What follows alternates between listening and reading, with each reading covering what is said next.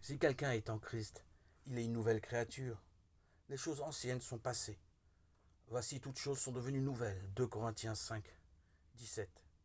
Une personne peut n'être pas à même de dire le lieu et le temps de sa conversion, ni d'indiquer l'enchaînement exact des circonstances qui l'y ont amené. Mais cela ne prouve pas qu'elle soit un converti. Le Seigneur dit à Nicodème, le vent souffle où il veut, et tu en entends le bruit. Mais tu ne sais d'où il vient, ni où il va. Il en est ainsi de tout homme qui est né de l'Esprit. Jean 3, 8. Le vent est invisible, mais ses effets sont visibles et sensibles. Tel est aussi l'Esprit de Dieu dans son action sur l'âme humaine. Une puissance régénératrice que nul homme ne peut voir engendre l'âme à une vie nouvelle. Elle crée un être nouveau, à l'image de Dieu. Tandis que l'action de l'esprit est silencieuse et imperceptible, ses effets sont manifestes. Si le cœur est renouvelé par l'Esprit de Dieu, la vie en rendra témoignage. S'il est vrai que nous ne pouvons rien faire pour changer nos cœurs ou pour nous rendre tels que Dieu nous veut, si nous ne devons avoir aucune confiance en nous-mêmes ou en nos bonnes œuvres, notre vie révélera néanmoins que l'Esprit de Dieu demeure en nous.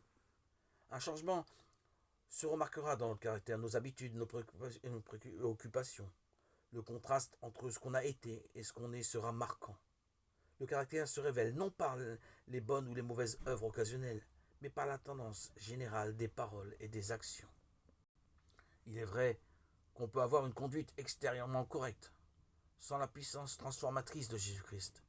L'amour du prestige et le désir de posséder, l'estime de ses semblables peuvent produire une vie réglée. Par respect de soi-même, on peut éviter les apparences du mal. Un égoïste peut faire des actions généreuses. Comment alors déterminer de quel côté nous nous trouvons? Qui possède notre cœur? Avec qui sont nos pensées? De qui aimons-nous à nous entretenir? Qui possède nos plus chaudes affections et le meilleur de notre énergie? Si nous sommes à Jésus, nos pensées sont en lui, ainsi que nos plus douces émotions. Tout ce que nous sommes ou possédons lui est consacré. Nous désirons vivement reproduire son image, nous imprégner de son esprit, faire sa volonté et lui être agréable en toutes choses.